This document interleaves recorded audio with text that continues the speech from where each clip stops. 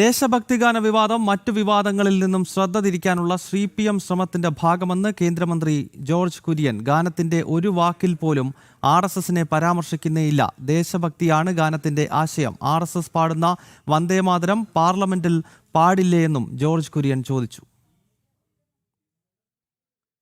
ജിജീഷ് കരുണാകരൻ ഈ വാർത്തയുടെ വിശദാംശങ്ങൾ നൽകും. ജിജീഷ്, ഈ ജോർജ് കുര്യൻ പറഞ്ഞ ആ കാര്യം വളരെ കൃത്യമാണ്. നേരത്തെ നമ്മൾ ഈ ഡിസ്കഷൻ എടുക്കുന്ന ഘട്ടത്തിലും ഈ വിഷയം ചർച്ച ചെയ്തതാണ്. കാരണം ഈ ഒരു ദേശഭക്തി ഗാനത്തിനകത്ത് എങ്ങും RSSനെ പറ്റിയോ അല്ലെങ്കിൽ സംഘത്തിൻ്റെ നേതൃത്വത്തിൽ പിന്നീട് ആരംഭിച്ചിട്ടുള്ള വിവിധ ക്ഷേത്ര പ്രസ്ഥാനങ്ങളെ പറ്റിയോ ഒന്നും പരാമർശിക്കുന്നില്ല. അത് ഭാരതത്തിൽ നമുക്ക് മുൻപ് ജീവിച്ച മഹാരഥന്മാരായിട്ടുള്ള വ്യക്തിത്വങ്ങൾ, സ്വാതന്ത്ര്യ സമര സേനാനികൾ, ദേശീയ പുരുഷന്മാർ, നവോത്ഥാന നായകന്മാർ, അവരെ പറ്റിയൊക്കെ പരാമർശിക്കുന്ന അല്ലെങ്കിൽ അവർ ജനിച്ചു വളർന്ന് അവരുടെ പാദങ്ങൾ പതിഞ്ഞ ഈ മണ്ണിൽ ജീവിക്കാൻ കഴിയുന്ന ഒരു കുഞ്ഞുങ്ങളും വാടിത്തളർന്ന് വീഴില്ല എന്ന ആശയമാണ് ഈ ദേശഭക്തി ഗാനത്തിൻ്റെ ഒരു പൂർണ്ണ രൂപം എന്ന് പറയുന്നത്.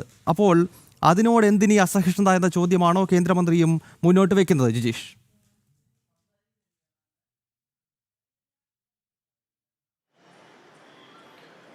ഗൗതം പറഞ്ഞതുപോലെ തന്നെ കേന്ദ്രമന്ത്രി ജോർജ് കുര്യനും ചോദിക്കുന്ന ഒരു ഏറ്റവും പ്രധാനപ്പെട്ട ചോദ്യമെന്ന് പറയുന്നത് അതുതന്നെയാണ്.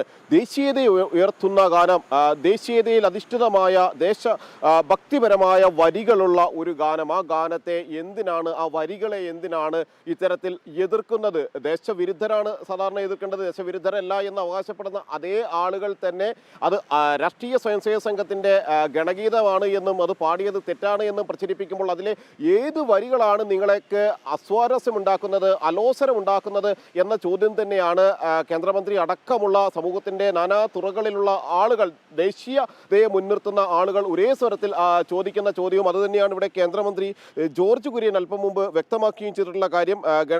വിവാദങ്ങളിൽ നിന്ന് ശ്രദ്ധ തിരിക്കാനാണ് CPMന്റെ ശ്രമം. അതുതന്നെയാണ് പല ഘട്ടങ്ങളിലും ഇത്തരത്തിൽ തങ്ങൾ പ്രതിസന്ധി നേരിടുന്ന ഘട്ടങ്ങളിലെല്ലാം തന്നെ വലിയ വിവാദങ്ങൾ ഉണ്ടാക്കുക എന്നത് CPMന്റെ ഒരു തന്ത്രമാണ്. അതിന്റെ ഭാഗമായിട്ട് തന്നെയാണ് ഈ ഒരു വിവാദത്തെയും ഗണഗീതം ദേശഭക്തി ഗാനത്തെയും വളച്ചൊടിച്ചുകൊണ്ട് അത് റെയിൽവേക്കെതിരെയും കേന്ദ്ര സർക്കാരിനെതിരെയും എല്ലാം തന്നെ തിരിക്കുന്ന ഒരു നീക്കമാക്കി മാറ്റുകയും അതിൻ്റെ പേരിൽ റെയിൽവേയിലേക്ക് അടക്കം, റെയിൽവേ സ്റ്റേഷനിലേക്ക് അടക്കം പ്രതിഷേധ പ്രകടനങ്ങളെല്ലാം തന്നെ നടത്തിക്കൊണ്ടുള്ള ഒരു നീക്കം നടത്തിയത് മന്ത്രി കൃത്യമായി തന്നെ ചോദിക്കുന്നുണ്ട്. ദേശഭക്തി ഗാനമാണ് ഇതിൻ്റെ ഒരു ആശയം എന്ന് പറയുന്നത്.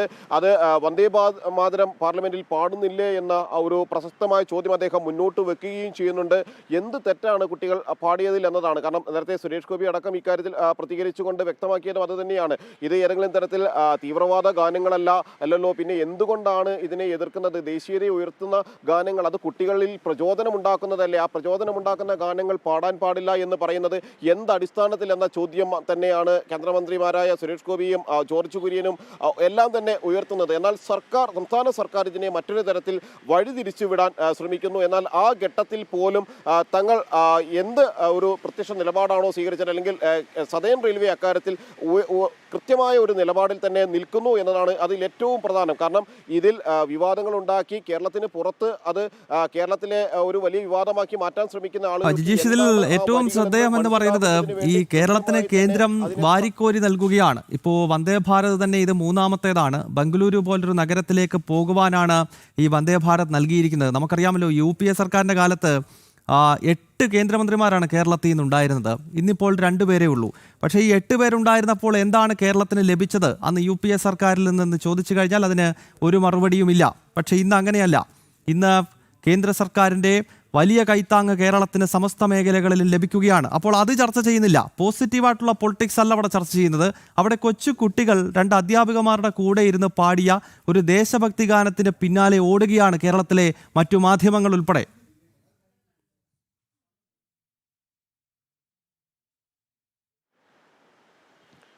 ഗൗതം, ഏറ്റവും കൃത്യമായ കാര്യങ്ങൾ തന്നെയാണ് അത്. ഇത്തരത്തിൽ അതായത് കേന്ദ്ര സർക്കാർ എല്ലാ രംഗത്തും, അതായത് സംസ്ഥാന സർക്കാർ ഒന്നും തരുന്നില്ല എന്ന് വാദിക്കുന്ന അതേ ഘട്ടത്തിൽ തന്നെയാണ് മൂന്നാമത് ഒരു വന്ദേ ഭാരത് കൂടെ.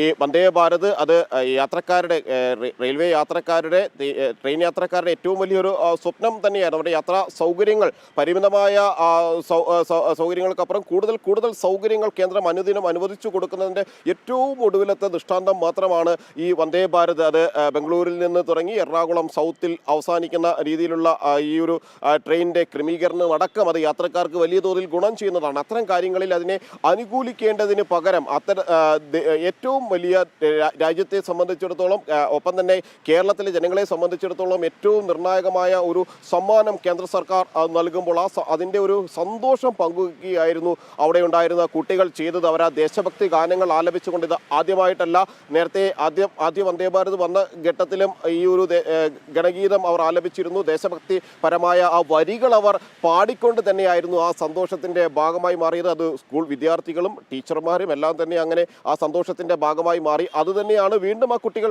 ചെയ്തത്. അവരെ സംബന്ധിച്ചിടത്തോളം ഈ ഒരു ആഹ്ലാദം പങ്കുവയ്ക്കുക എന്നതിനൊപ്പം തന്നെ തങ്ങളുടെ രാജ്യത്തെ സ്തുതിച്ചുകൊണ്ടൊരു ഗാനം കൂടി പാടുക, ആ ഗാനം എല്ലാവരും ഏറ്റുചൊല്ലുമ്പോൾ അവർക്കുണ്ടാകുന്ന ഒരു ആത്മസംതൃപ്തിയുണ്ട്, ഒരു സന്തോഷമുണ്ട്. ആ കുട്ടികൾ അനുഭവിച്ച ആ ഒരു സന്തോഷം അത് കേൾക്കുന്ന ആളുകളിലും അത് ഉണ്ടായി. അതുകൊണ്ട് തന്നെയാണ് രാഷ്ട്രീയ സ്വയംസേവക സംഘത്തെ എതിർക്കുന്ന ആളുകൾ പോലും ദേശീയത ഉയർത്തിപ്പിടിക്കുന്ന ആ ഗാനം അവർ സമൂഹ മാധ്യമങ്ങളിലടക്കം പങ്കുവയ്ക്കാൻ തയ്യാറായി. നൂറുകണക്കിന് ആളുകൾ, ആയിരക്കണക്കിന് ആളുകൾ ഈ സമൂഹ മാധ്യമങ്ങളിലൂടെ ഈ ഗണഗീതത്തിൻ്റെ വരികൾ അത് ഡൗൺലോഡ് ചെയ്ത് സമൂഹ മാധ്യമങ്ങളിൽ പങ്കുവച്ചു. അങ്ങനെ അത് വലിയൊരു ചർച്ചയായി. സാധാരണ നിലയിൽ ഏതെങ്കിലും സംഘത്തിൻ്റെ പരിപാടികളിൽ മാത്രം ഉയർന്നു കേൾക്കേണ്ടത് അത് ദേശീയത ഉയർത്തുന്ന ഗാനമാണ് എന്ന് ഓരോ ആളുകളും ചർച്ച ചെയ്യാൻ തുടങ്ങി. ആ ചർച്ച കൂടുതൽ കേന്ദ്രങ്ങളിലേക്ക് എത്തുന്നു. വിപുലമായ ചർച്ചകൾക്ക് അത് വഴി തുറക്കുന്ന അതേ ഘട്ടത്തിൽ തന്നെ ഇതിനെ വിവാദമാക്കാനും വഴിതിരിച്ചുവിടാനുമുള്ള ആസൂത്രിത നീക്കങ്ങൾ തന്നെ സംസ്ഥാന സർക്കാരിൻ്റെയും വിദ്യാഭ്യാസ മന്ത്രിയുടെയും എല്ലാം തന്നെ ഭാഗത്തു നിന്ന് ഉണ്ടാകുമ്പോൾ അതുതന്നെയാണ് തുറന്നു കാണിക്കപ്പെടുന്നത്. മാറുന്ന കേരളത്തിൽ, മാറുന്ന ചിന്താഗതിയിൽ ജനങ്ങൾ ദേശീയതയ്ക്കൊപ്പം നിൽക്കുന്നു എന്ന് തന്നെയാണ് കൂടുതൽ പിന്തുണ വിദ്യാർത്ഥികൾക്ക് ലഭിക്കുമ്പോൾ ഈ ദേശഭക്തി ഗാനത്തിനെതിരെ നീക്കം നടത്തുന്ന സംസ്ഥാന സർക്കാരിനെയും CPM-നെയും ഇവിടുത്തെ മാധ്യമങ്ങളെയും വിമർശിച്ച കേന്ദ്രമന്ത്രി ജോർജ് കുര്യൻ രംഗത്തെത്തിയിരിക്കുകയാണ്. ഈ ദേശഭക്തി ഗാനത്തിലെങ്കും രാഷ്ട്രീയ സ്വയംസേവക സംഘത്തെ പറ്റിയോ മറ്റേതെങ്കിലും ഹൈന്ദവ സംഘടനകളെ പറ്റിയോ പറയുന്നില്ല. വന്ദേമാതരം പോലെയുള്ള മറ്റൊരു ദേശഭക്തി ഗാനമാണ് ഈ പരമപവിത്രമിതാമയ മണ്ണിൽ എന്ന് തുടങ്ങുന്ന ഈ ദേശഭക്തി ഗാനമെന്നാണ് കേന്ദ്രമന്ത്രി ജോർജ് കുര്യൻ ചൂണ്ടിക്കാട്ടിയത്.